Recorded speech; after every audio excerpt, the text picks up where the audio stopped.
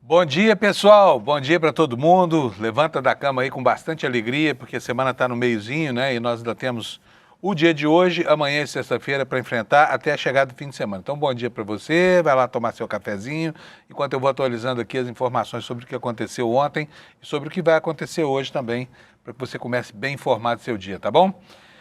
Gente, olha, a guerra no Irã entrou de vez nas nossas vidas, né? A gente achava que o problema estava tão longe, enfim, que as reclamações são reclamações pontuais e que haveria tempo para que as coisas se dissipassem antes que a nossa vida começasse a ser afetada diretamente por um problema que nos diz tão pouco respeito assim, mas ela está aí, logo no horizonte. Ontem, os caminhoneiros fizeram uma assembleia lá no Porto de Santos e decidiram considerar a possibilidade de fazer uma greve para tentar forçar uma baixa no preço do óleo diesel, né? Isso é uma consequência, as consequências disso seriam muito ruins para o país. Vocês se lembram, toda vez que caminhoneiro resolve parar, o país fica, né, assim, com os nervos à flor da pele. Nós já vivemos isso lá para trás, nós já tivemos greves de caminhoneiro que deixaram o país numa situação de desabastecimento, nós tivemos um movimento político importante na véspera das eleições presidenciais as passadas e sabemos o quanto isso impacta a nossa vida. O governo está se mexendo, mas a ameaça que vem das estradas não é uma ameaça pequena e hoje ela vai estar aqui no centro das nossas preocupações aqui do nosso programa, tá bom? Nós temos aqui uma série de notícias sobre a questão do Vorcaro, muita expectativa em Brasília com relação à possibilidade de uma delação premiada, que ainda não se sabe se vai haver, se não vai haver. Por enquanto há rumores nos bastidores, mas ainda não há nenhum tipo de iniciativa. Não há uma negociação formal aberta nem com o Ministério Público, que Vorcaro acha que não é o caso, nem com a Polícia Federal. Por enquanto não existe nenhuma conversa séria sobre isso. Mas o envolvimento dos políticos ali no entorno desse furacão armado por Vorcaro continua provocando muito frisson lá em Brasília, na Câmara e no Senado, especialmente porque os nomes de Antônio Rueda e de Ciro Nogueira continuam pulando, né, de todos os indícios de envolvimento com esse escândalo lá em Brasília, tá bom? Antônio Rueda andou dizendo por aí que queria ficar bilionário com os negócios do Banco Master, né? E o Ciro Nogueira teve o cartão de crédito dele pago pelo Partido Progressista, sabia? Imagina que vida boa. Você vai lá, gasta o que quiser, compra o que quiser, faz enfim, apronta o que quiser e aí vem alguém e paga para você seu cartão de crédito. A vida é boa, não é? Imagina que é como se eu aqui trouxesse a fatura do meu cartão para o Eduardo Moreira pagar aqui do ICL. Então é isso aí, gente. Deixa eu chamar meu amigo Alex aqui para a gente começar o dia falando de coisa boa, porque ultimamente as notícias boas têm sido as da área do Alex, né, Alex? Bom dia, tudo bom? Bom dia, Panus. Bom dia, nossa audiência. Tudo ótimo e com você, Panus? Como Tudo você está? beleza, tudo beleza. Tocando aqui a semaninha bem no meio, né? Sim, falta Alex, e aí, o que, pouquinho. que nós temos na área? Ontem se falou uma coisa que me passou batido pela cabeça aqui, mas aquela história do Neymar batendo pênalti, aquilo foi uma reação dele ao fato de não ter sido convocado pela seleção, Alex, é isso? Então, Panus, eu creio que sim, porque eu acompanho, eu gosto de acompanhar a Kings League, que é um campeonato que tem uma dinâmica diferente do futebol e do futsal. Ele é o presidente ali da Fúria, junto com o Chris Guedes, e segunda-feira, perdão, ele quis bater o pênalti. Eu creio que foi uma reação à não convocação para gerar burburinho ali na mídia, mas eu creio que sim, porque até o momento ele não comparecia nos jogos e nunca bateu o pênalti. Ele sempre deixava ali pro seu amigo bater os pênaltis presidentes ali da Fúria, Panúzio. O que é a Fúria e o que é a Kings League? Conta pra nós. Então, a Kings League é um torneio que foi fundado pelo ex-jogador Gerard Piqué, que começou lá na Espanha e conta com 5 campeonatos ou mais que tem na Itália, México e outros times e outros países ali. São times que são geridos ali por ex-atletas e influenciadores. Aqui no Brasil são, se eu não me engano, 8 times. Tem alguns times que são gerenciados pelos influenciadores, como John Vlogs. Tem o Dendele, que é o o Gago e o Paulinho Louco, tem outros nivelados que tem a Nive Stefan e o Falcão, ex-atleta de futsal, então é mais um campeonato que não tem tanta parada técnica para gerar mais emoção no jogo e é algo mais entretenimento para os torcedores. E a Fúria é um time que, além do Futset, que é onde a Kings League está inserida, também é um time que tem no E-Games, que tem no Counter-Strike, LoL e outros jogos, então é uma mesclagem entre games e o mundo ali mais Mundo entretenimento real. no futebol, Panunzio. Mistura o que sai do videogame e o que entra na vida das pessoas, né? Isso Beleza. mesmo. E no mundo real, fora dos videogames, o que nós temos no futebol, Alex? Perfeito. Antes de começar aqui o Brasileirão, a nossa tabela, eu vejo que muitas pessoas da nossa audiência falam pra gente falar sobre os times do Nordeste e outros locais do estado. Então eu trouxe, sem ser arte, eu vou falar sobre os jogos da Copa do Brasil que aconteceu ontem. Teve o Nova Iguaçu que perdeu por Fortaleza, que está classificado. Lembrando que nessa fase da Copa do Brasil, apenas a vitória já classifica o time. O Ceará ganha de 3-2 do São Bernardo nos pênaltis. O Operário ganha de 1-0 do Londrina. O Paysandu ganha de virada da Portuguesa e está classificado por 3-2. E o Atlético ganhou de 3-1 do Sport lá em Recife e está classificado. Passando pela Copa do Brasil, Panunzio, vamos falar sobre os jogos da 7ª rodada que começará hoje. Teremos 7 jogos ali para deixar nossa noite mais feliz. Para começar, teremos o jogo entre Bahia e Bragantino. O Palmeiras pega o Botafogo em casa. O Atlético Paranaense pega o Cruzeiro. Teremos um grande jogo ali em Minas Gerais entre Atlético Mineiro e São Paulo. Mirassol recebe a Chapecoense. O Santos recebe o Internacional. E para finalizar, teremos o clássico carioca entre Vasco e Fluminense, Panunzio. Muito bom. E aí amanhã a gente volta para comentar os resultados, né? Isso mesmo. E Panunzio, antes de finalizar, eu gostaria de deixar registrado uma pauta que eu vi que o William tinha mandado no grupo do rolê, que a Venezuela venceu os Estados Unidos em Miami e conquista o título inédito ali da Copa do Mundo de clubes de beisebol. É o segundo título ali de uma seleção sul-americana. A última tinha sido em 2013, a República Dominicana. Então, parabéns aos nossos vizinhos por esse título inédito, Panunzio. Pois é, tá me lembrando a histórica Olimpíada de, acho que 1938, não é isso? Em que um atleta negro chamado Jesse Owens venceu os americanos, venceu os alemães numa Olimpíada lá dentro da Alemanha, e isso deixou o Hitler enfurecido. Imagina como é que o Trump devia estar ontem, né? Já que o espírito que emula ali é o mesmo.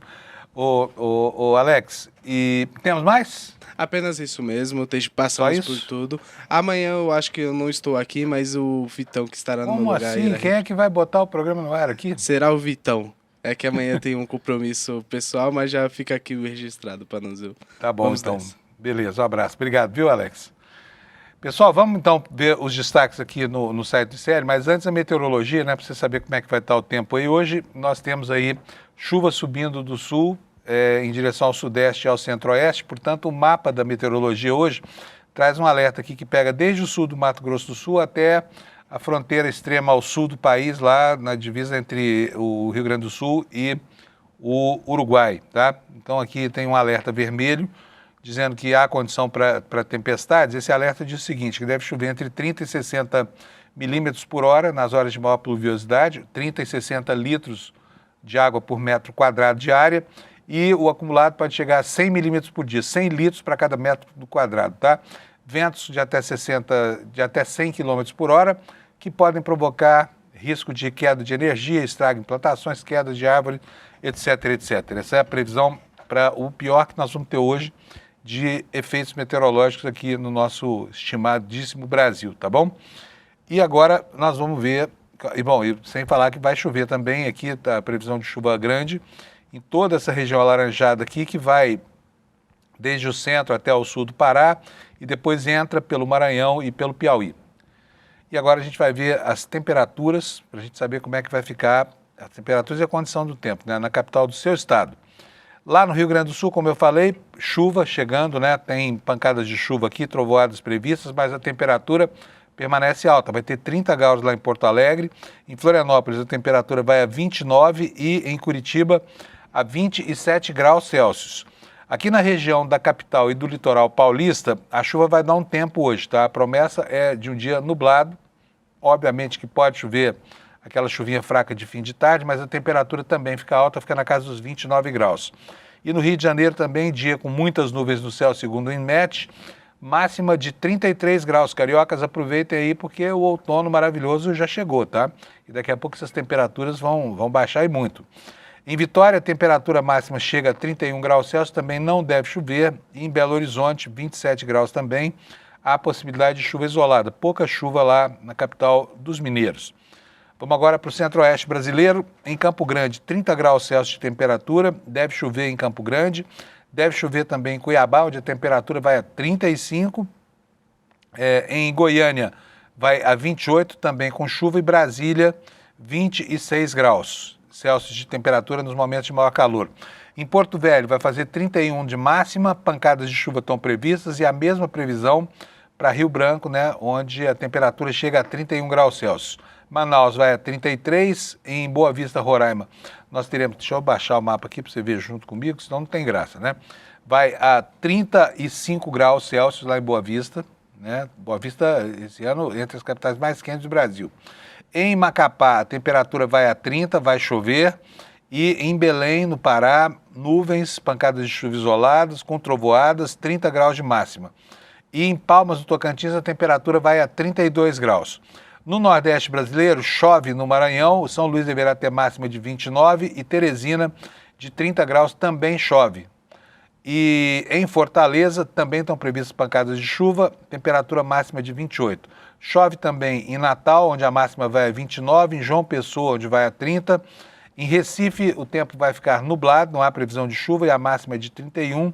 Em Maceió, 32 e em Aracaju, 31. Finalmente, Salvador, 27 graus Celsius de temperatura, um dia bom para ir à praia lá, quem já está com as contas pagas, tá? Então, esses são os destaques da nossa meteorologia. Agora vamos ver a capa do nosso site, para que você saiba quais são os destaques do noticiário do dia de hoje. Começando por essa história da greve dos caminhoneiros, né? E os caminhoneiros estão reclamando porque já existe um movimento aí, um movimento que é reflexo da tensão, do aumento da tensão lá na guerra entre Israel, Estados Unidos e o Irã, e muitos postos já começaram especulativamente a subir o preço do diesel até um patamar que inviabiliza a atividade dos caminhoneiros, né? Onde cada centavo no litro provoca uma rebelião. Mas está aí a manchete para vocês que os caminhoneiros ameaçam uma greve nacional, porque os preços estão subindo, e o governo colocou a sua estrutura de fiscalização para funcionar, né? Como se isso bastasse alguma coisa. O governo reuniu 100 PROCONs para fiscalizar, como diz aqui a nossa manchetinha aqui embaixo, olha, para fiscalizar postos e analisar medidas pró-caminhoneiros. Quer dizer, o movimento, a preocupação dos caminhoneiros é compartilhada pelo governo federal, que está apavorado com a possibilidade de greve, né? Imagina o tamanho do estrago. Uma greve dessa que a gente sabe como começa e não sabe como termina, é sempre um problema, especialmente num ano de eleição. Sabe quem é esse senhor aqui que está na capa do nosso site? É o economista Joseph Stiglitz. É um dos economistas mais importantes dessa quadra da história, ganhador do Prêmio Nobel. E o Jamil Chad conseguiu uma entrevista com ele e ele elogiou bastante a postura do Brasil frente ao presidente dos Estados Unidos, né? Daí nós temos essa manchete no site, olha, entrevista exclusiva, Brasil não vendeu sua soberania para Trump, diz o vencedor do Prêmio Nobel. O economista Joseph Stiglitz elogiou o comportamento do governo Lula e denunciou o abalo causado por Trump no direito internacional. Tá? Esse aqui é um dos destaques do nosso site, essa entrevista você só vai ler aqui no site do ICL Notícias, tá bom? Vamos aqui para os destaques secundários. Destaque secundário por causa do espaço que ocupa na manchete, na página do nosso site, porque o assunto não é secundário. Heloísa Vilar está nos contando aqui que o senador Renan Calheiros diz que vai sim expor o material que revela como foi a mecânica de atuação do Banco Central durante o governo Campos Neto em relação ao Banco Master, né? O que será que o Renan tem para mostrar para o país sobre isso? Um outro assunto, um colégio de elite daqui de São Paulo suspender. É inacreditável como essa questão da misoginia e do machismo não cede, né? É impressionante como isso contamina, inclusive, crianças em idade escolar. Essa notícia sobre a necessidade de suspender alunos por causa de um caso de misoginia, chamar colegas bonitas de estupráveis, sabe? Estupráveis, quais são as mais estupráveis? De onde essas crianças tiraram isso, né? Mas, enfim, um colégio daqui de São Paulo, daqui a pouco vocês vão saber qual é, resolveu punir os alunos por causa desse tipo de coisa, tá? Por outro lado, nós tivemos aqui no Brasil, entrou em cena esse novo instrumento a favor, né, de se proporcionar para as crianças um ambiente mais saudável, especialmente um ambiente na vida digital, né? E o Google passou a usar programas de inteligência artificial para quê? Para tentar entender qual é a idade real do usuário. E aí, se constatar por inteligência artificial que o usuário é menor, se é criança, corta o acesso, né? Por outro lado, o Congresso Nacional homologou o acordo com o Mercosul, o acordo da União Europeia com o Mercosul. Foram quase 25 anos, um quarto de século passado aí na tentativa de elaborar esse acordo, que ganhou perna mesmo agora nessa reta final, para a sorte do presidente Lula, né, que esteve tão empenhado nessa história durante tanto tempo. Esse acordo agora está promulgado, já está em vigor, em caráter provisório, lá na Europa, gerando para nós uma oportunidade comercial que o Brasil até aqui não tinha em relação a um dos maiores mercados do planeta, que é o mercado da União Europeia, tá? E lá no Supremo Tribunal Federal, só para terminar aqui a nossa relação de assuntos em destaque, 3 deputados corruptos do PL foram condenados por corrupção passiva, apenas que vão de 5 a 6 anos. Já já a gente detalha isso para vocês. Eu vou agora chamar o meu companheiro Kleber Lourenço, que está na redação esperando a gente aqui, para dar as notícias dos destaques que ele apurou. Bom dia, Kleber. Bom dia, Panunzio. Bom dia, comunidade de CL. Tudo bem? Tudo bom, Kleber? Como é que foi a sua noite? Descansou bastante? Está preparado para uma quarta-feira agitada? Totalmente pronto. E, Panunzio, eu estava prestando atenção no comecinho ali do programa, e você falou sobre o cartão do Ciro Nogueira ser pago pelo PP. Vale lembrar que esse cartão é pago com o dinheiro do fundo partidário, que é dinheiro público, inclusive dinheiro de todos nós contribuintes. Ou seja, eu paguei também o cartão do Ciro Nogueira, é isso? Você também? Todos nós pagamos. Que beleza, hein? Queria arranjar um sócio assim para minha conta do banco, viu? Desde que eu não tivesse que fazer nada indecoroso. Não sei se é o caso do Ciro Nogueira, viu, Kleber? Olha, basta você ter uma posição de destaque num partido, ou presidi-lo, no caso. Aqui no caso nosso, aqui é o partido do ICL, né? Enfim, mas eu acho que o Eduardo Moreira não vai querer pagar nem o meu cartão, nem o seu, viu? A gente pode até tentar, mas não vai dar muito certo. Bom, Kleber, vamos lá. É verdade que o Lula teve um encontro secreto, quase secreto, um encontro reservadíssimo, botando todo mundo numa mesa militar, Supremo, para falar daquela bravata dos militares, porque estavam com inveja aí da condição de privilégio dos ministros do Supremo. Me conta o que aconteceu no domingo passado, lá no Palácio da Alvorada, Kleber. Exatamente, Panunzio. A gente conversou já na semana passada, né, sobre os militares estarem ali assombrando o Palácio do Planalto. Eu conversei também com alguns membros do STF ao longo dos últimos dias, que confirmaram também que os comandantes militares chegaram a enviar recados também a alguns ministros da Corte sobre a questão envolvendo o caso Master, sobre o incômodo ali de ministros estarem envolvidos no caso, enquanto os militares condenados por uma tentativa de golpe, mais especificamente Paulo Sérgio Nogueira e General Heleno, correm o risco de perderem suas patentes. E aí faço esse parênteses por quê? Porque a cúpula militar não está preocupada com Braga Neto, com Jair Bolsonaro, com outros militares condenados. Na verdade, a preocupação é só com esses 2 militares que eles tentam salvar ali de alguma forma. Já entenderam que a condenação é algo inevitável e irreversível, mas agora tentam manter pelo menos as patentes desses 2. Teve essa reunião no domingo, inclusive uma reunião para se lamentar, mas a gente já comenta um pouco melhor isso. Mas foi uma reunião que contou, entre seus membros tiveram Cristiano Zanin, também estava presente André Rodrigues, chefe da Polícia Federal. Além de Cristiano Zanin e André Rodrigues, também estavam presentes chefes das 3 Forças Armadas. E sem a presença do ministro da Defesa, José Múcio Monteiro. Cadê o Múcio, que não está numa reunião dessa importância? Estava fazendo o quê? Na semana passada também eu trouxe, lembra que o Exército chegou a mandar uma lista com as informações do que eles queriam de equipamento, de material, e só depois que foi enviado ao presidente Lula é que foi remetido ao Ministério da Defesa essa listinha de desejos do Exército. Então, eu fico aqui me perguntando para que serve o ministro da Defesa, então, né? Não serve para ir à reunião onde o assunto é um certo inconformismo institucional das Forças Armadas. Não serve para receber nem para caminhar nem reivindicações. Serve para quê?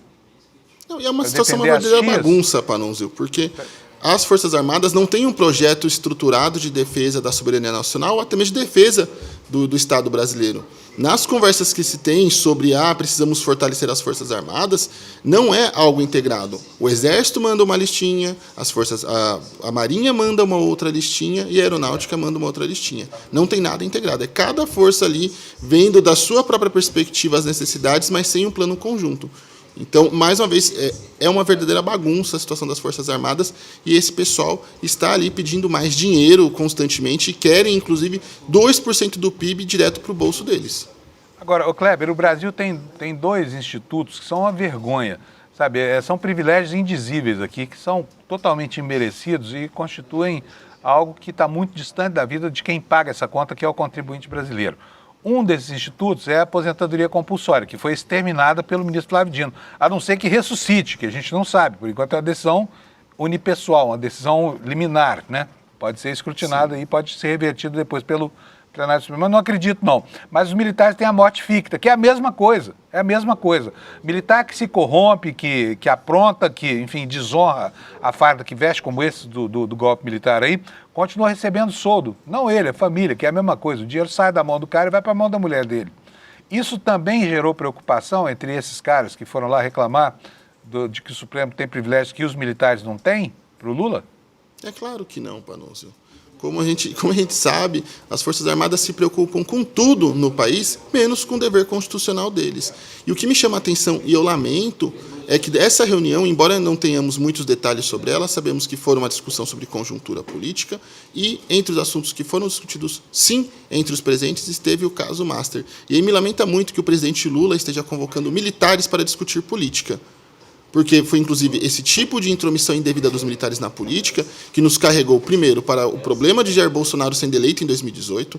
Nós sabemos ali, o entorno militar teve um projeto político em torno de Jair Bolsonaro, que foi levado a cabo, e esse projeto político dos militares em torno de Jair Bolsonaro nos ocasionou as milhares de mortes na pandemia, todo o descalabro que a gente teve durante o governo Bolsonaro, sucessões de escândalos e todo tipo de absurdo.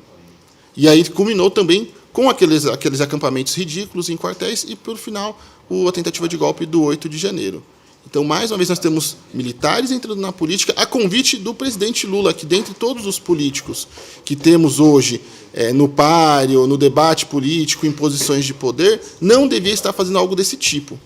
Inclusive, me chama a atenção porque não é de hoje que a gente vem falando sobre isso, sobre essas aproximações indevidas, sobre a leniência do presidente Lula na sua relação com os militares que volta e meia atravessam a rua para falar de política. Inclusive, tem uma coluna muito interessante do Thales Faria, de ontem, que eu convido também a nossa comunidade a ler, que fala sobre, inclusive, aquela decisão do ministro Flávio Dino de suspender as aposentadorias compulsórias ser um reflexo dessas reclamações dos militares que ficaram questionando temos membros da nossa força sendo julgados com risco de perder patente, enquanto o judiciário, o STF, continuam ali intocáveis. Então, nessa coluna do Thales Faria, ele fala, inclusive, que essa decisão do Flávio Dino teria sido uma espécie de aceno também a essas reclamações dos militares, mostrando, olha, vocês estão reclamando, então também estamos cortando dentro da nossa própria carne. E aí, um outro ponto importante em todas as exigências que os militares fazem sobre aparelhamento, sobre mais orçamento, sobre mais dinheiro do contribuinte para os seus bolsos, fica algo muito claro. Não é dito nada, nenhuma linha sobre revisão dos próprios custos. A gente chegou a falar aqui no Desperta, inclusive, que no ano passado, praticamente 80% do orçamento da defesa foi para pagamento de pessoal, sejam da ativa, da inativa, seja o que for, mas não foi para a defesa nacional. Então, a gente tem um mundo na situação que está, com uma série de guerras, riscos de conflitos em diversos lugares, Estados Unidos ameaçando a América Latina constantemente, e os militares se resumem a cada um mandar uma listinha de desejos para o presidente Lula sem um projeto estruturado, as 3 forças, para ser mais preciso, e a ficar fazendo discussão de conjuntura política. É um absurdo que isso esteja acontecendo, e mais uma vez reforço, é um absurdo que o presidente Lula esteja disposto a continuar ali sendo leniente com esse tipo de comportamento que a gente sabe para onde nos leva. Toda vez que os militares brasileiros se envolvem com política, a democracia fica em risco e o Brasil entra em declínio. Concordo com você também. E assim como acho que jornalista não tem que ouvir militar sobre questão política. Militar é para ser ouvido sobre questões de natureza da defesa, que é o papel institucional deles. Tá? Assim, o Peru quer invadir o Brasil. Beleza, vamos lá ouvir o general. Mas agora, o Ciro Nogueira, o que tem lá o Ciro Nogueira com o Vorcar, não interessa para general, sargento, soldado, nada, não sei como cidadão. aí é outra coisa. Mas o que tem de jornalista louco para ouvir uma fonte militar é uma coisa impressionante, viu? Outro dia mesmo estava aí o Merval, semana passada o Merval Pereira levantando esse assunto lá na Globo News. Ai, os militares, não sei o que mais, como se militar agora, né? Quem é que foi? Foi você que fez aquela metáfora, falando, não, isso é igual assim, o fiscal do IBAMA, né? Não, o pessoal do Instituto Nacional de Meteorologia está muito preocupado com a crise do Banco Master, olha o perigo que isso gera. Porcaria nenhuma. Militar é funcionário público igualzinho a qualquer outro, professor, médico, só, né? A questão é que tem alguns privilégios que precisa tirar deles, isso sim.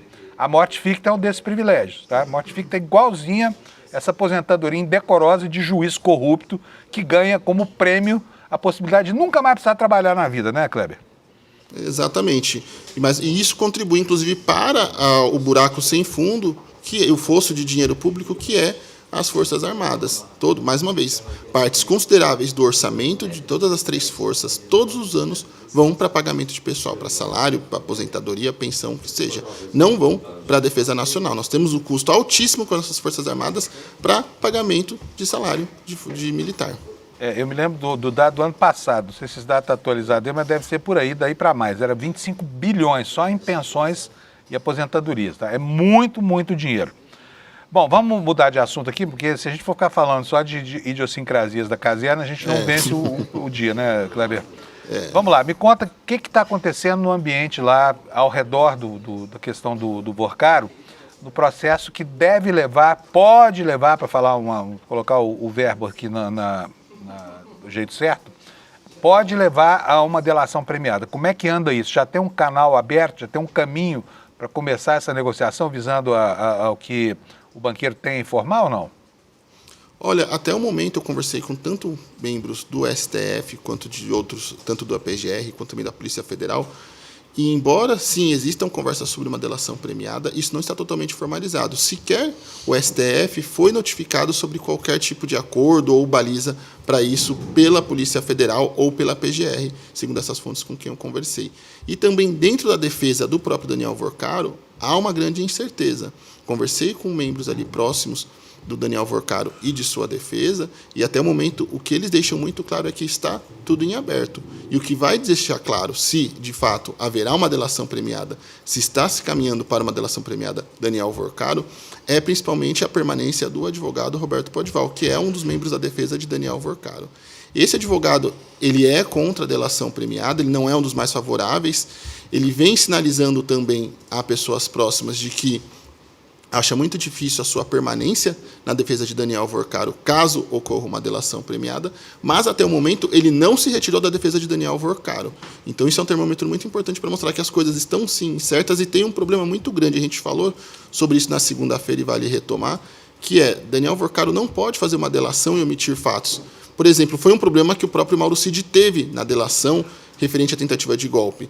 Ele chegou a tentar omitir alguns fatos, a Polícia Federal, através do telefone do Mauro Cid, descobriu que tinham outras informações e deu um enquadro no então tenente-coronel ali para que ele pudesse falar toda a verdade sobre o risco de que ele pudesse perder a sua delação premiada. Se eu não me engano, até mesmo a PGR chegou a sugerir que Mauro Cid perdesse os benefícios da delação premiada. Então, há uma conversa muito grande sobre isso, porque Daniel Vorcaro e até mesmo a sua própria defesa têm um receio muito grande de operar essa delação envolvendo nomes de ministros do Supremo Tribunal Federal. Então isso seria um outro problema muito grande, que a defesa está estudando sim como realizar essa delação, com todas essas implicações, as consequências disso. Então, até o momento, não dá para cravar que Daniel Vorcaro vai fazer essa delação amanhã, tampouco que essa delação está totalmente cancelada. Há sim um debate muito grande na sua defesa e do próprio Daniel Vorcaro sobre como prosseguir com isso e uma incerteza muito grande sobre qual vai ser o próximo passo nesse caso, se somando a confusão e até mesmo a dificuldade ali de se acompanhar todos os desdobramentos desse caso, a que a gente vem falando aqui constantemente todos os dias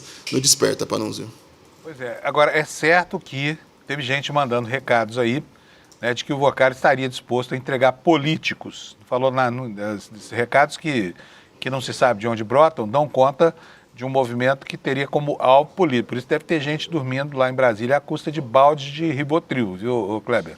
E por isso que entra essa dificuldade também na defesa, porque por mais que ele queira delatar políticos, isso é um caminho importante para que ele possa conseguir ou negociar algum tipo de benefício, ele não pode só delatar o que ele quer. ele precisa delatar tudo que ele tem de informação. E aí que entra a dificuldade. E aí tem que saber se o Supremo está disposto a ouvir o que ele tem a dizer sobre o comportamento dos próprios ministros, né? 2 ministros, pelo menos, do Supremo Tribunal Federal. Olha, e mais o filho de um terceiro, hein? Que andou indo em festas aí à larga, como diz lá o pessoal lá no Rio Grande do Sul, né? É isso mesmo, Panunzio. E aí, sobre isso também eu conversei com alguns membros da corte que me falaram que o ministro André Mendonça estaria disposto sim a aceitar um acordo de delação premiada de Daniel Vorcaro, desde que siga todos os trâmites ali, que tenha todas as informações, que não seja algo pinçado. Então, haveria sim essa disposição, mas precisa ver como vai se dar esse processo de delação e se de fato isso vai acontecer. Então, até o momento, ainda está tudo muito incerto sobre esse caso, Panunzio. Muito bom. É um momento de ebulição, um momento inicial ainda, né? Agora só se fala lá em Brasília sobre quem foi que violou a tal da Sala Koff, porque há informações, né? Vocês estão aí na imprensa desde ontem, que alguém entrou na Sala Koff com uma câmera secreta para vazar coisas que eu ainda não vi por aí. Mas seriam coisas muito graves. E será que a gente vai saber quem foi o intruso que foi lá furtar informações na Sala Koff? Olha, eu vou falar uma coisa. Eu, quando era repórter, Kleber, e trabalhava lá no Congresso Nacional cobrindo as CPIs, eu adorava quando alguém fazia isso, viu? Adorava mesmo. E essa é uma coisa sistemática. Isso, vazamento de informação é um clássico. As CPIs existem para isso. E tem ótimos parlamentares que fizeram a sua carreira política em cima da relação com a imprensa, né, para distribuir vazamentos. Não vou falar quem foi aqui, porque eu não quero prejudicar a carreira política de ninguém. E outra coisa, o sigilo da fonte não prescreve, né? Mas que havia, viu? Gente que ocupa hoje prefeituras importantes, gente que está na cúpula de partidos, né, que pregam o respeito ético e tudo mais. Mas, enfim, você não tem notícia de quem foi o vazador intrujão que foi lá na Sala Koff, não, né, Kleber? Olha, desde sexta-feira eu já ouvi alguns relatos sobre isso, esse tipo de atitude, a possibilidade de terem entrado com telefones, com notebooks, com câmeras escondidas. Tudo aponta para um senador, teria sido um senador que teria feito isso. Eu conversei com alguns parlamentares sobre essas suspeitas e foi para isso que eles me apontaram. Até porque, como ainda é tudo muito circunstancial, não há evidências concretas sobre isso, acho que, por enquanto, não vale a gente colocar à tona o nome deste senador. Mas, sim, pelo que eu conversei com alguns parlamentares, membros da comissão, a suspeita recai sobre um senador, membro dessa comissão, Panunzio. O pessoal está perguntando aqui na área de comentário, o que é intrujão? Intrujão é isso, é um intruso, é uma pessoa que se mete no lugar onde não é chamado, né? Bom, vamos lá, gente. Estado do Bolsonaro. Bolsonaro está lá naquela agonia lá no hospital, os advogados, toda vez que ele tem uma complicação lá do seu estado de saúde, os advogados aproveitam para criar um fato jurídico, né, e tentar convencer a Suprema Corte que está na hora do Bolsonaro ir para casa. E essa campanha continua agora, né, Kleber? Exatamente. Depois do último problema no estado de saúde do Bolsonaro, então a defesa entrou com mais um pedido para a prisão domiciliar humanitária. E sobre esse caso é muito importante ressaltar, acho que, dadas as condições de saúde e de idade de Jair Bolsonaro, seria natural que ele fosse mandado para a prisão domiciliar. Porém, não é o caso de Jair Bolsonaro, e não falo nem por conta do seu estado de saúde, mas porque é uma pessoa que reiteradamente desrespeita medidas cautelares. Eu não preciso nem lembrar que a última vez que Bolsonaro foi preso, antes de ter a condenação ali em definitivo, foi porque ele pegou um ferro de solda e tentou romper a tornozeleira eletrônica que estava presa a ele, e tinha como objetivo fazer o monitoramento para que ele não tentasse fugir do país, porque também tinham essas suspeitas e tinha esse risco, segundo a Polícia Federal e o STF, de que Bolsonaro tentasse evadir-se do país. Teve aquele episódio de que ele se escondeu na Embaixada da Hungria, então nós temos repetidos episódios. Por exemplo, uma das medidas cautelares na prisão preventiva dele foi de que ele não desse entrevista. No mesmo dia ele foi lá e deu entrevista. Agora mesmo com ele internado, uma das medidas que foram impostas é que não se entrasse na UTI com câmeras, que fossem feitos registros, aparelhos eletrônicos, celulares. E o que Carlos Bolsonaro, filho do ex-presidente, fez? Tirou uma foto do presidente e publicou nas redes sociais, ferindo ali mais uma medida cautelar que foi imposta pelo Supremo Tribunal Federal. Então fica muito claro que no caso do Bolsonaro não é um caso comum, não é um caso que normalmente deveria sim aceito e mandado para a prisão domiciliar. Inclusive, vale ressaltar também que Jair Bolsonaro, na prisão atual dele lá na Papudinha, ele tem condições de acompanhamento médico e de convivência muito melhores que milhões de brasileiros. está preso num apartamento muito maior, numa cela muito maior que muitos apartamentos ou casas de brasileiros, tem um acompanhamento de saúde ali quase que integral, em tempo integral, coisa que muitos brasileiros não têm, e, além disso, fica reiteradamente descumprindo decisões da justiça, seja ele, sejam seus filhos, não respeitam nenhuma decisão. Então, nesse caso, não é cabível que ele vá para a prisão domiciliar.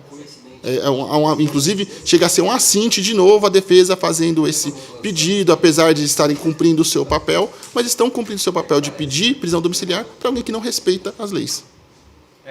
Só que eu tenho a impressão que vai haver uma hora em que o Xandão vai considerar isso, viu? Até pelo cansaço, né, que essa reiteração acaba provocando. Bom, é isso aí, Kleber. Por hoje é isso, né? Tem mais alguma informação a acrescentar? Não, por hoje é só. Não? Beleza, maravilha. Muito obrigado. Então, até amanhã, tá? Até amanhã, Panunzi. Tchau, tchau. Abraço, Kleber. Obrigado, gente. O Kleber que todo dia de manhã atualiza aqui a gente, porque ele é um apurador, como eu falo todo dia aqui, um apurador fantástico, né? E produz uma quantidade de material incrível. Vamos falar um pouquinho sobre a ameaça do dia agora, que é essa história da greve dos caminhoneiros, né? O Brasil está com as barbas de molho. A gente sabe muito bem o que significa um movimento de caminhoneiros. A gente já viu isso acontecer pelas mais variadas razões, mas especialmente por causa de uma mobilização de natureza político-partidária. Só que agora não é assim. A gente sabe que essa categoria tem uma relação muito delicada com o governo de turno, que não se cansa de fazer coisas para tentar aplacar, né, a fúria reivindicatória da categoria. Mas agora há um fato concreto. Agora há uma guerra lá no Irã e há um bloqueio no Estreito de Hormuz e um movimento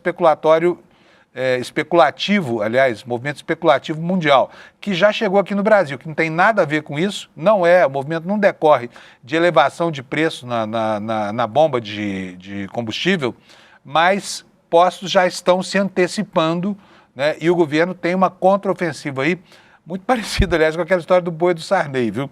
Vamos ver o que vai dar isso. Bom, a guerra do Trump não dá sinais de arrefecer, né? Aquela história de que já vai acabar, é só coisa de mais alguns dias. Isso não está, hoje, ninguém leva a sério isso no horizonte dos analistas e dos estrategistas da geopolítica global.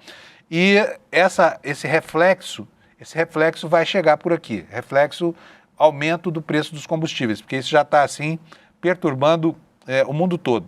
Por isso nós temos aqui hoje no nosso portal essa manchete que você está vendo aí na tela. Olha, caminhoneiros ameaçam uma greve nacional após a alta do diesel e a categoria diz que as medidas do governo não surtiram efeito, cobrando mais fiscalização sobre os postos de gasolina. É verdade, não tem nada mais impatriótico no Brasil do que dono de posto de gasolina. Não é possível, né?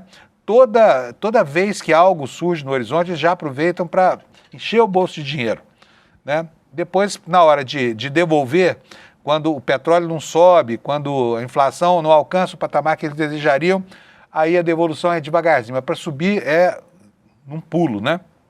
O que diz aqui a nossa matéria? Caminhoneiros de diferentes regiões do país voltaram a alertar o governo federal sobre a possibilidade de uma paralisação nacional nos próximos dias, em meio à alta do preço do diesel provocada pelos impactos da guerra lá no Oriente Médio. A categoria avalia que as medidas anunciadas para conter o custo do combustível não tiveram efeito. De fato, parece que não tiveram mesmo, né? Anteontem, as lideranças do setor indicaram um apoio à mobilização após uma assembleia que foi realizada lá no Porto de Santos, né? E ainda não há uma data definida, mas uma parte dos participantes defende que esse movimento comece já, essa semana. Articulação que reúne tanto caminhoneiros autônomos quanto profissionais que atuam para empresas de transporte. Na semana passada, o governo anunciou um conjunto de medidas para reduzir o impacto do preço do combustível em meio às consequências da guerra do Oriente Médio. E entre essas ações estavam zerar o PIS e a COFINS sobre o diesel, a criação de uma subvenção para baratear o valor nas bombas e mudanças na fiscalização dos preços. Em seguida, porém, a Petrobras promoveu um reajuste no diesel, o que, segundo os caminhoneiros, reduziu o alcance das medidas. A categoria também afirma que parte do benefício não chegou ao consumidor final, ficando retida na cadeia de distribuição, e criticou a fiscalização. Para os motoristas, o modelo adotado pelo governo ainda não apresentou nenhum resultado concreto. A avaliação de que parte da redução não chega ao consumidor final também foi formalizada pela Confederação Nacional dos Trabalhadores em Transportes e Logística. Essa confederação solicitou ao governo o acompanhamento e a fiscalização de possíveis práticas especulativas na cadeia de comercialização do diesel. O que disse lá ao ICL Notícias o diretor dessa confederação? Ele disse o seguinte: se a Petrobras, como nós somos autossustentáveis, tivesse o poder de atuar no mercado da distribuição, regularizaria o preço. Não houve aumento. Quem quer subir, pode subir. O mercado é livre, né? Cada um bota o preço que quiser, mas todos sobem. Isso aí é cartel que chama. É crime contra a economia popular e o governo tem que agir. O nome dele é Alberto Litt Damer, presidente da CNTTL, que é a Confederação Nacional dos Trabalhadores em Transportes e Logística, né? Vamos falar agora sobre as medidas do governo. Estão aí, vão entrar aí na sua tela, o Alex já vai botar para a gente. Olha, o governo reuniu 100 PROCONs, diz a nossa manchete, para fiscalizar os postos e analisa medidas pró-caminhoneiro. Isso aqui é uma pressão que muitas vezes surte o menor efeito, viu, gente? Até porque o preço é livre no Brasil, né? Agora, formação de cartel não é algo amparado pela lei. Bom, matéria da Agência Brasil, portanto, de uma fonte oficial que está aqui espelhada no site do ICL, diz o seguinte: a Secretaria Nacional do Consumidor do Ministério da Justiça e Segurança reuniu nesta terça-feira, ontem, mais de 100 PROCONs estaduais e municipais para organizar a ampliação das ações de fiscalização do mercado de combustíveis. De acordo com a Secretaria, a mobilização está focada na coleta de preço e impostos de combustíveis para análise sobre os possíveis valores cobrados abusivamente. A ação será concentrada em cidades em que foram registradas elevações expressivas nos preços do diesel e da gasolina, com base em dados consolidados do Ministério das Minas e Energia. Em Caldas Novas, por exemplo, assim como Itabuna, houve aumentos similares aos de Ourinhos, por exemplo, né? Onde o diesel S10 já chegou a R$ 9,90, R$ 9,99. Vai bater R$ 10 por litro, hein? Aumento de 36% nos últimos dias. Onde isso aconteceu mesmo? Ourinhos, São Paulo, tá? Ourinhos, dezão o preço do óleo diesel, tá? E também Caldas Novas e Itabuna. Portanto, uma cidade de São Paulo, uma em Goiás e uma lá na Bahia. Se isso não é um fenômeno generalizado, eu não sei o que é. Em Feira de Santana, na Bahia, os aumentos são os maiores entre as cidades do Nordeste, alta de quase 20%. E onde mais subiu? Também em Belém do Pará, na região norte, e Guarapuava, no Paraná, que fica no sul do país. A Senacom informou que já acionou a Polícia Federal, a Secretaria Nacional de Segurança Pública e o Conselho Nacional de Secretários de Segurança Pública com a análise preliminar dos casos em que houve aumentos abruptos e generalizados de preços, é o que diz aqui a reportagem da Agência Brasil, tá? E a matéria assinala também que a disparada do preço do diesel levou várias entidades de caminhoneiros a aprovar esse indicativo de greve ao qual eu já me referi aqui. Portanto, é isso, né? Uma pressão dos órgãos de fiscalização contra os postos de gasolina que, no entanto, não obstante, né, continuam promovendo aí aumentos gigantes que o consumidor é obrigado a arcar antes que o insumo principal dessa história toda, que é o combustível, tenha o seu preço formalmente majorado pelo governo na boca da distribuidora, tá? Vamos falar um pouco sobre a questão do comportamento do Brasil em relação ao fator que desencadeia todos esses processos, que é a guerra lá no Irã. O Jamil Chad ontem fez uma entrevista com alguém muito importante, que é o Joseph Stiglitz, né, esse economista que você está vendo aqui, Prêmio Nobel de Economia, e o Stiglitz não poupou elogios ao comportamento do governo brasileiro, tá? Nessa crise toda. Nessa reportagem de hoje, está aqui, vou ler a manchete para vocês, entrevista exclusiva, o Brasil não vendeu a sua soberania para Trump. Foi o que disse o Stiglitz para o Jamil Chad. Vamos ver o que foi, depois você vai ler aqui no site do ICL Notícias, porque a opinião do Stiglitz é uma opinião extremamente abalizada e importante, né? E forma opinião no mundo.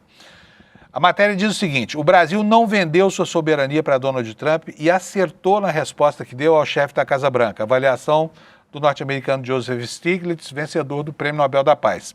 Em uma entrevista exclusiva ao ICL Notícias, um dos principais economistas do mundo chancelou a forma pela qual o governo Lula optou por desafiar a ofensiva do republicano, tanto no que se refere às tarifas quanto nos ataques ao país.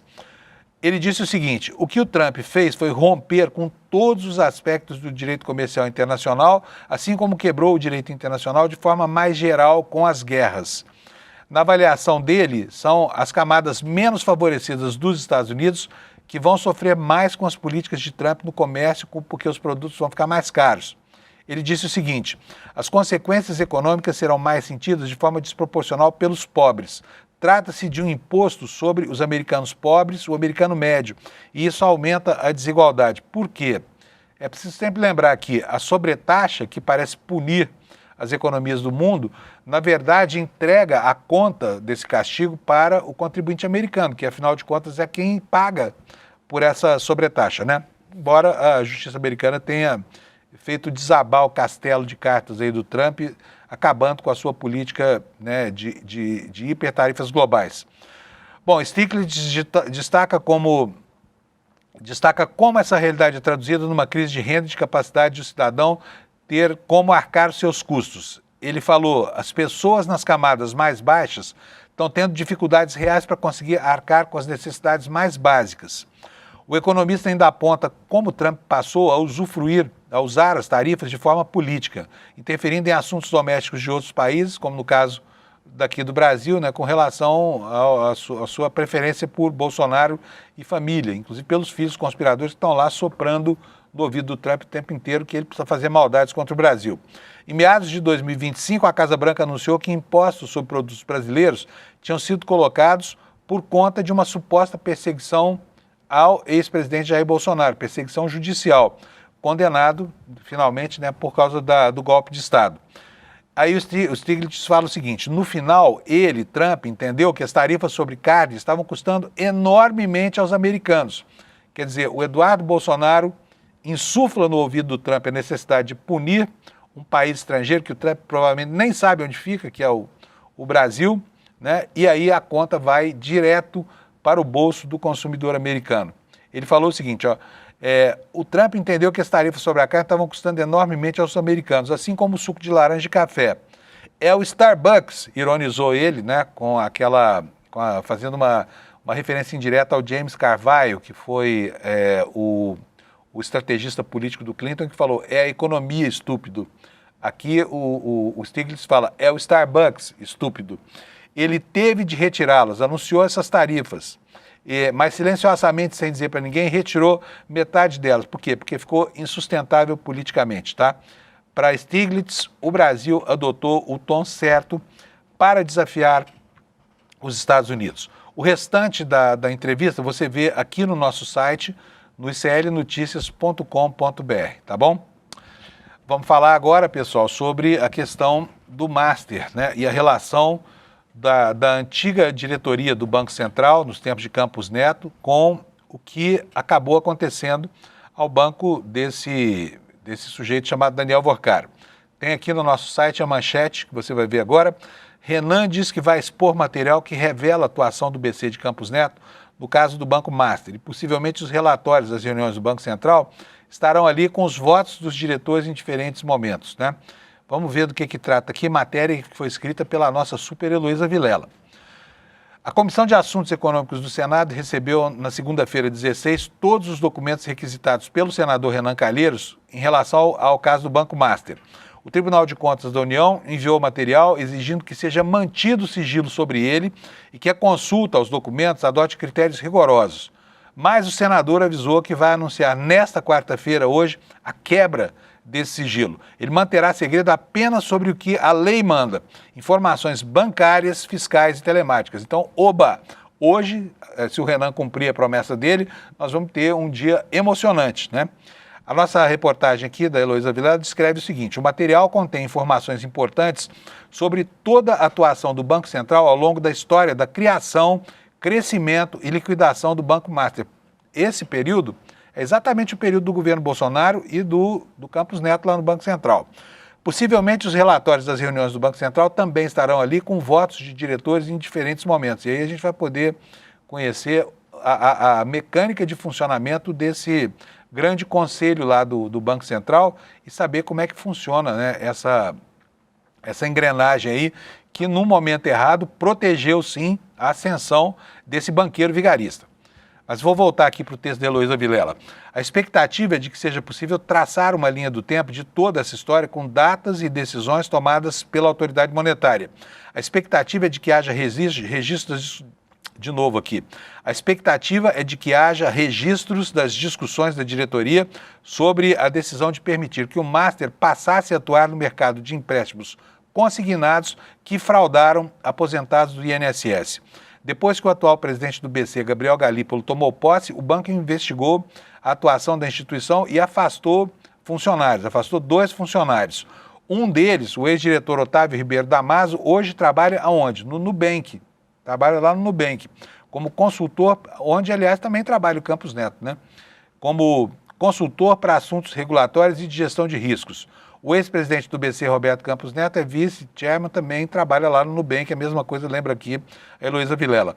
A documentação entregue à comissão do Senado, presidida por Renan Calheiros, estava com o TCU, porque o tribunal decidiu investigar a atuação do BC no caso Master. Um escândalo que contou com brechas na legislação para se estruturar, mas se beneficiou também da falta de fiscalização adequada e de proteção política para crescer exponencialmente. Esse é o famoso Banco Master, tá bom?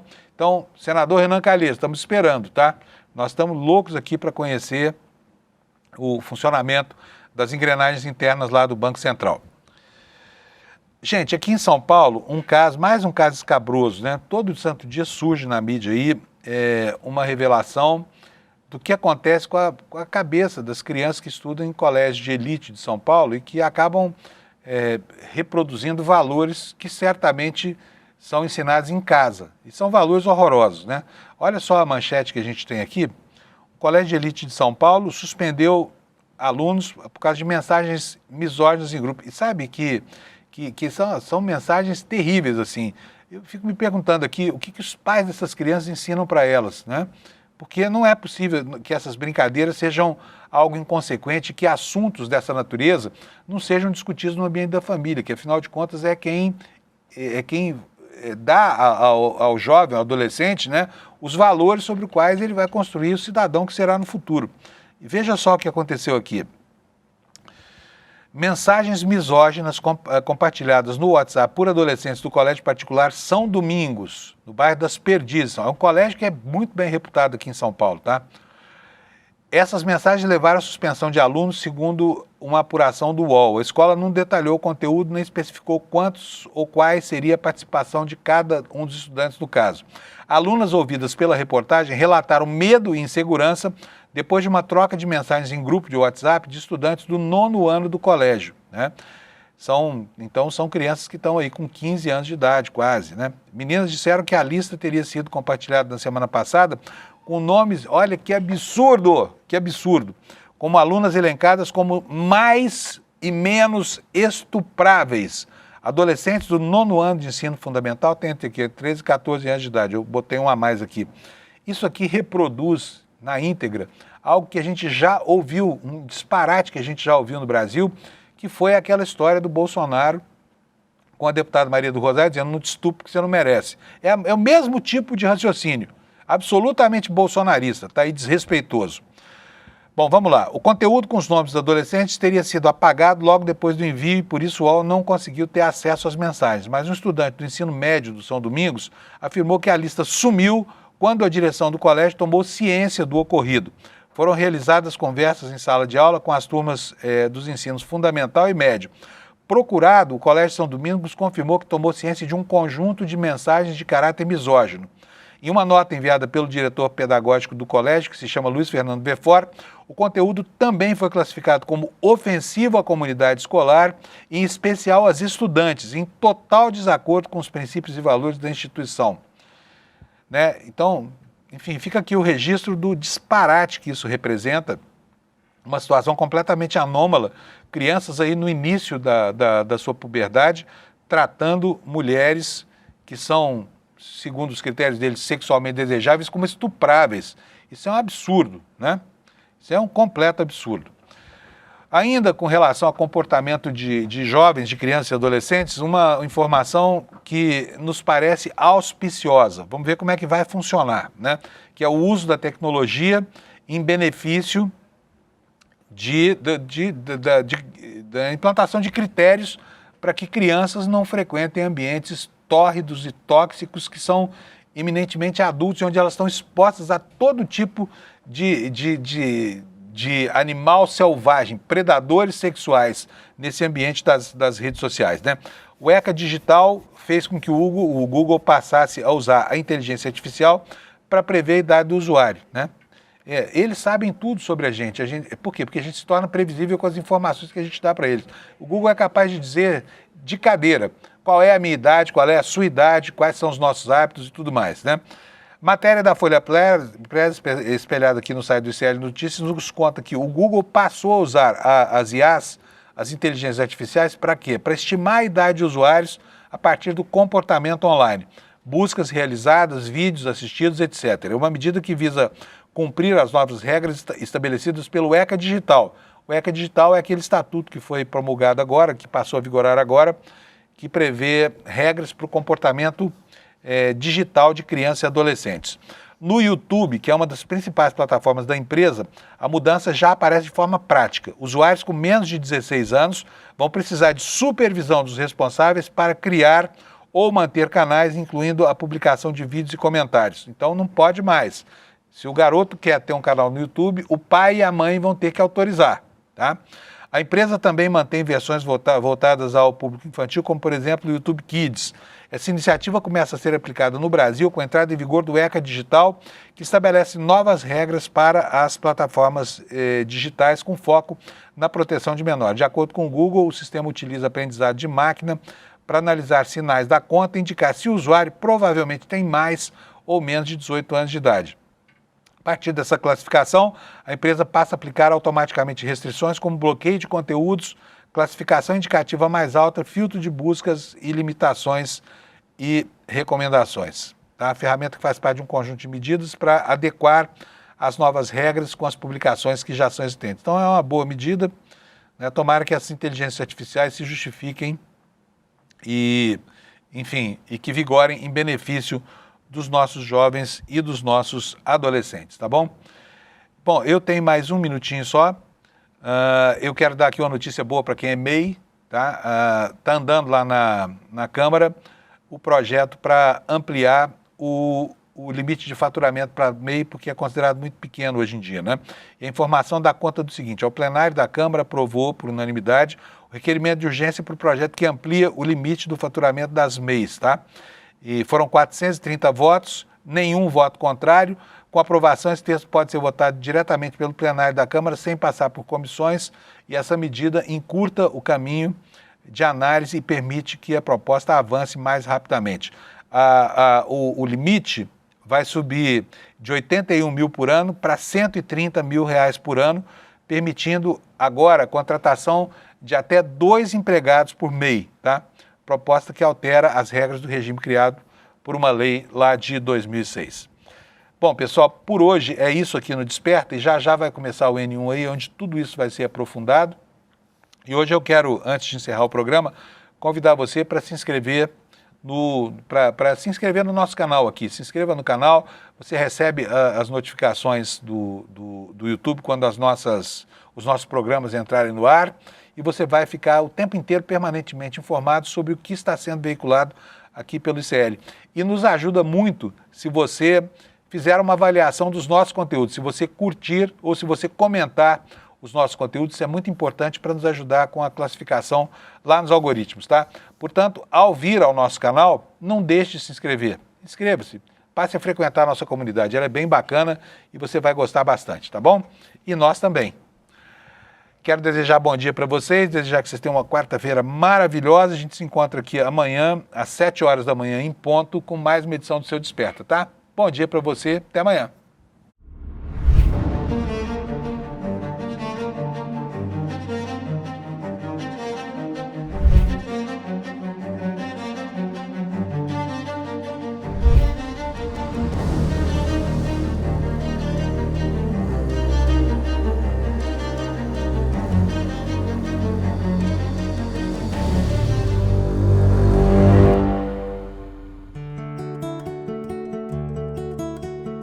Nós abrimos as portas e janelas do nosso movimento para que ele pudesse nos conhecer. Cada um que chega aqui recebe a mesma oportunidade, recebe um lote do mesmo tamanho, e aí nesse lote do mesmo tamanho eles podem produzir. Em todas as áreas que nós ocupávamos, antes de terminar o barraco das casas, estava pronto o barraco da escola.